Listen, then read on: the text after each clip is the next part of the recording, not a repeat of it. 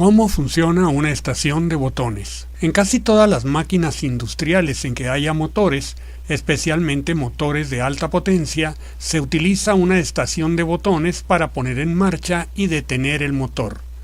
Con el primer botón se pone en marcha el motor. Con el segundo botón se detiene. La gran mayoría de los motores industriales son del tipo trifásico, esto es, se conectan con 3 cables a la línea de alimentación, y para encenderlos o apagarlos es necesario conectar o desconectar los 3 cables al mismo tiempo. En esta ilustración podemos ver un motor industrial típico con sus 3 cables de conexión, así como el diagrama esquemático correspondiente. Para conectar y desconectar los 3 cables se utilizará un dispositivo llamado contactor, el cual se activa por medio de una bobina que mueve los 3 contactos. El contactor lleva además un cuarto contacto de menor capacidad eléctrica que se denomina auxiliar, el cual desempeña un importante papel en el funcionamiento de la estación de botones. Como se puede ver, el motor va conectado a los 3 contactos principales y cuando la bobina recibe el voltaje adecuado, por lo general 110 voltios, se magnetiza y tira tanto de los contactos principales como del auxiliar hacia abajo. Hasta aquí tenemos un medio para encender y apagar el motor con solo aplicar 110 voltios a una pequeña bobina.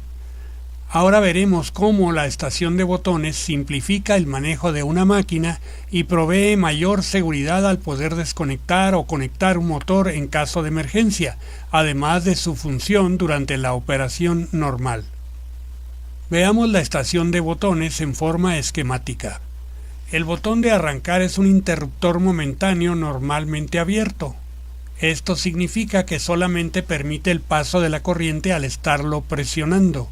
Al soltarlo, el flujo de la corriente se detiene. El botón de parar es un interruptor momentáneo normalmente cerrado.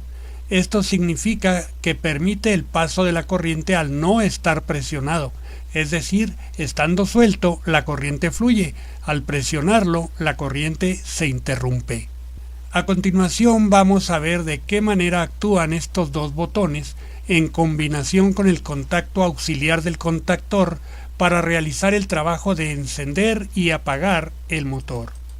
En la máquina existe un transformador que proporciona los 110 voltios para poder activar la bobina del contactor cuando se haga necesario.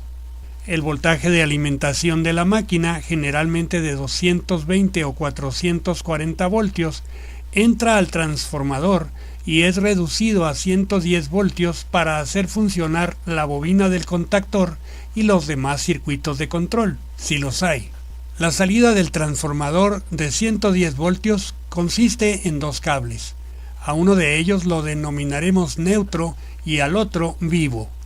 En este caso es muy frecuente que el cable neutro quede conectado al bastidor metálico de la máquina. Para los propósitos de nuestra explicación, el cable neutro llegará únicamente a un extremo de la bobina del contactor. El cable vivo llega a una terminal del botón de parar. La otra terminal de este botón se conecta a una terminal del botón de arrancar. La otra terminal del botón arrancar se conecta al extremo libre de la bobina del contactor. Con ello, tenemos un circuito como el que se muestra. Ya estando conectada la máquina a la línea general de alimentación, el transformador entregará 110 voltios en sus cables de salida. El cable neutro estará conectado a un extremo de la bobina del contactor. El cable vivo estará conectado a una terminal del botón de parar. Debido a que el botón de parar permite el paso de la corriente al no estar presionado, los 110 voltios pasarán a través de sus contactos a una terminal del botón de arrancar.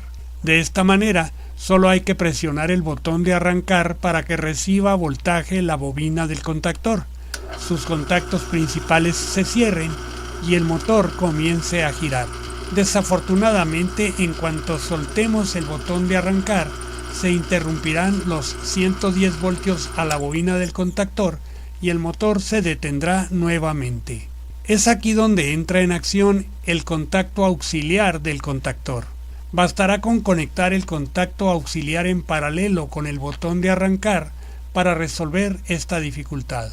Si ahora presionamos el botón de arrancar, se activará la bobina del contactor, pero esta vez, al soltar el botón de arrancar, el contacto auxiliar se encarga de establecer un puente en las terminales del botón de arrancar, de manera que la corriente siga pasando y el motor se quede encendido. Si deseamos apagar el motor, simplemente oprimiremos el botón de parar, la corriente se interrumpe y el motor se detiene.